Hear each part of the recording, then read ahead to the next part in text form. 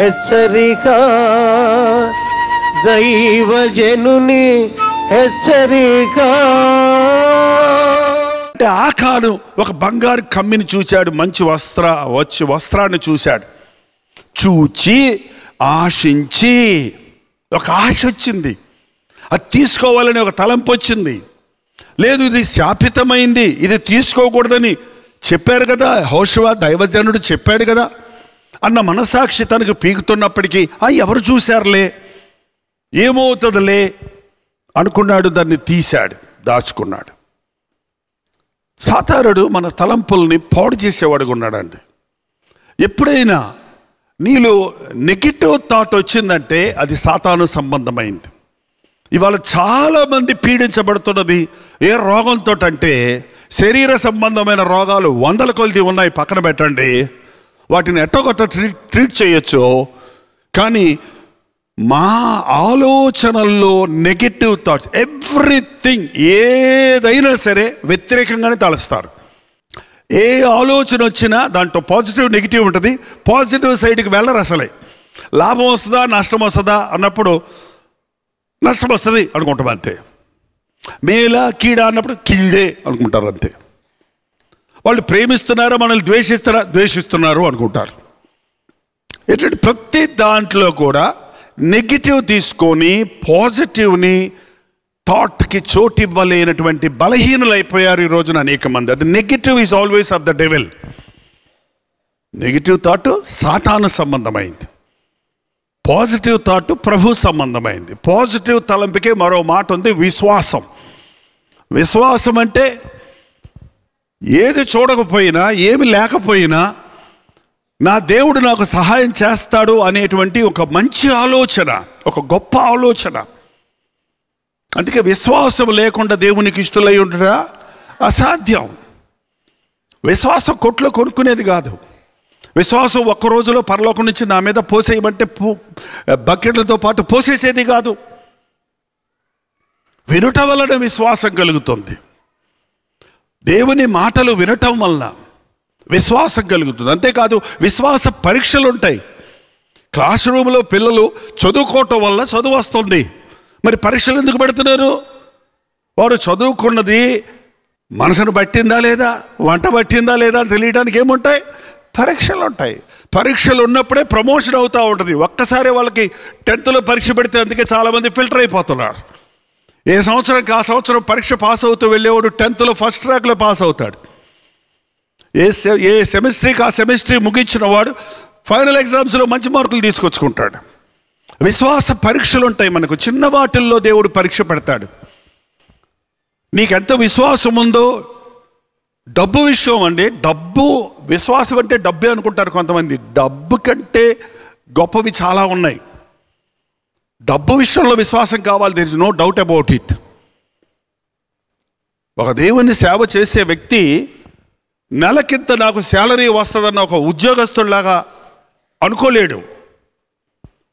ఉద్యోగం చేస్తే గ్యారంటీగా నీ శాలరీ స్లిప్ వస్తుంది నీకు 1వ తారీఖు 31వ తారీఖు. కానీ ఒక సేవకు వచ్చిన వాడు గ్యారంటీగా నాకు ఈ డబ్బులు వస్తాయి అని విశ్వాసం ఉంటే తప్ప అది సాధించలేం. వస్తాయి, రాకపోతాయి, ఏం జరుగుతుందో తెలియదు, ఏమవుతుందో తెలియదు. కానీ నేను నమ్మిన దేవుడు గొప్ప దేవుడు అన్నప్పుడే అది మనం చూడగలుగుతాం.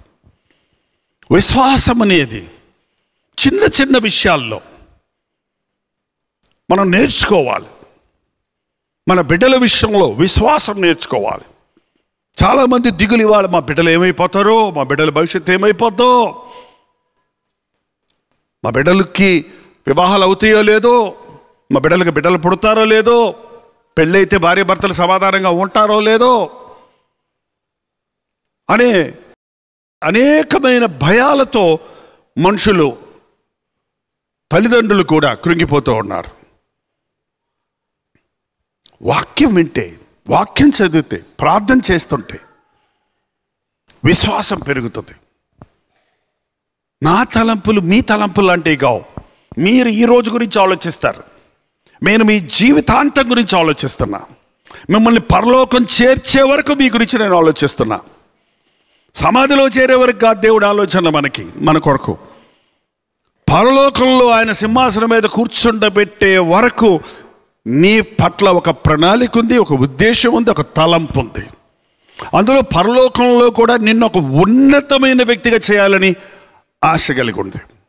చాలామంది పరలోకం వెళ్ళాలి అంటారే కానీ పరలోకంలో కూడా హెచ్చుతగ్గులు ఉంటాయా, ఉండవా? చెప్పండి చూద్దాం. రాత్రి మగళ్ళు నిద్రాహారాలు మాని సేవ చేస్తున్న మాలాంటి సేవకుడికి గెట్ టుగెదర్కి వచ్చి గంట కూర్చొని పోతున్న మీకు ఒకే సింహాసనం ఇస్తాడంటారా? ఏం మాట్లాడటం లేదు. దేవుని కొరకు నిందించబడి కష్టపడి నష్టపోయి అవమానాల పాలైన వాళ్ళకి, దేవుని నామల ఆశీర్వాదాలు అభివృద్ధులు పొంది హాయిగా ఉన్నోళ్ళకి పరలోకంలో ఒకే ప్రతిఫలం ఉంటుందంటారా? చెప్పండి. మరి ఈ లోకంలో ప్రమోషన్స్ కావాలని ఆశపడతాం కదా, అభివృద్ధి కావాలని ఆశపడతాం కదా. పరలోక రాజ్యంలో కూడా నేను దేవుడు మెచ్చేవాడిగా ఉండాలి, దేవునికి ఇష్టడుగా ఉండాలి, దేవునికి ఇష్టరాలుగా ఉండాలి అనే ఆశ మనలో కలిగినప్పుడు మన జీవితం అంతా ఆయనకి అంకితం చేసుకుంటాం.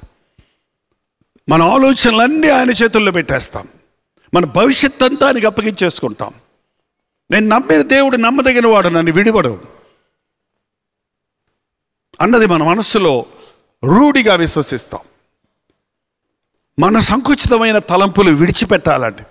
పనికిమాలిన ఆలోచనలు ఏలో ఉన్నాయని పడేసేవాడు కాదు ఆయన. నిన్ను కనికరించేవాడు, క్షమించేవాడు, తన ఆలోచనలతో నింపేవాడు. దయచేసి లేచినప్పుడు ప్రార్థన చేసుకుందాం. ప్రార్థన.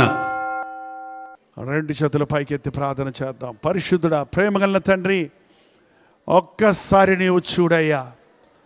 నీ చేత పట్టబడిన మమ్మల్ని చూడయ్యా. నీవు మమ్మల్ని పట్టుకున్నావనే దానికి సందేహం లేదయ్యా.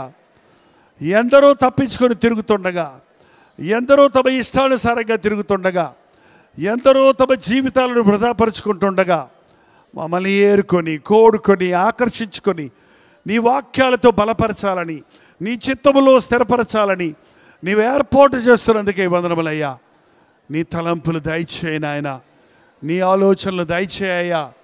నీ ప్రణాళిక చేయకుండా సాతాను పెట్టే ఆటంకాలను తొలగించడానికి సహాయం చేయి. సిలువెక్కవలసి ఉందని, దేవుని చిత్తమని, దేవుని తలంపని, తండ్రి ఆలోచనని, నేను సిలువేయబడి 3వ రోజు లేస్తానంటే పేతురు నాయన ఇది నీకు దూరమగునుగాక అని ఆటంకపరిచినట్లు సాతాను మమ్మల్ని ఆటంకపరచకుండా, సాతాను తలంపులు మమ్మల్ని ఆపివేయకుండా సహాయం దయచేయి. మేము ఎప్పుడు ఏది చేయాలో, ఎప్పుడు ఎలా ఉండాలో, ఎప్పుడు ఎటువంటి స్థితిలో నీ సాక్షులుగా బ్రతకాలో అన్న ప్రతిదీ నీ ప్రణాళికలో ఉంది కనుక మాలో ఉన్న యాంగ్జైటీ తీసివేయి నాయన, ఆతృత తీసివేయి నాయన, భయం తీసివేయి ప్రభువా, అయోమయ స్థితి తీసివేయి నాయన. నమ్మి అద్భుతాలు చూస్తానికి సహాయం ఇచ్చేయి. నమ్మి నీ చేతుల్లో వాడబడటానికి సహాయం ఇచ్చేయి. ప్రతి అడుగు నీ చిత్తములు వేయటానికి, నిన్ను మహిమపరచడానికి మా ఒక్కొక్కరికి నీ సహాయము చేయవని యేసు క్రీస్తు నామములో అడుగుచున్నాము తండ్రి. మన తండ్రి అయిన దేవుని యొక్క ప్రేమయు, కుమారుడైన క్రీస్తు యొక్క కృపయు, ఆదరణకర్త అయిన పరిశుద్ధాత్మ యొక్క సహవాసమును కూడి వచ్చిన మనందరికీ ఇప్పుడు సదాకాలము తోడై ఉండునుగాక. ఆమేన్, ఆమేన్, ఆమేన్.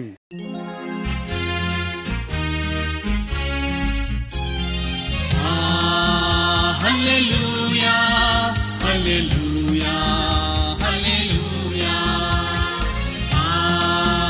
హల్లెలూయా, హల్లెలూయా, హల్లెలూయా.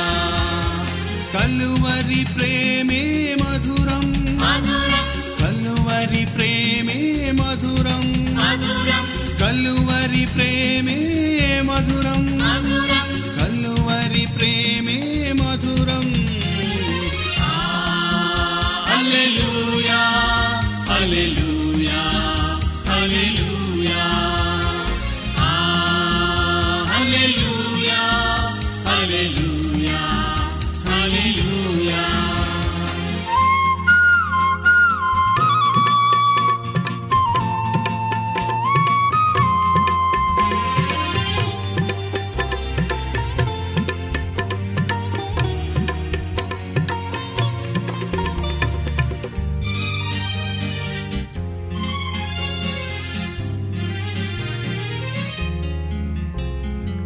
సిలువపైన విలువ త్యాగం చేసినావుగా,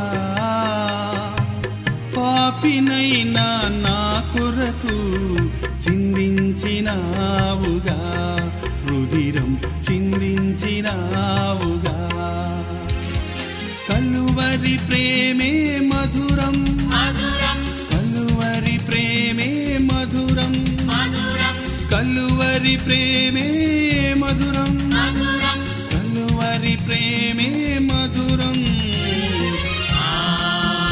హల్లెలూయా హల్లెలూయా హల్లెలూయా, హల్లెలూయా హల్లెలూయా.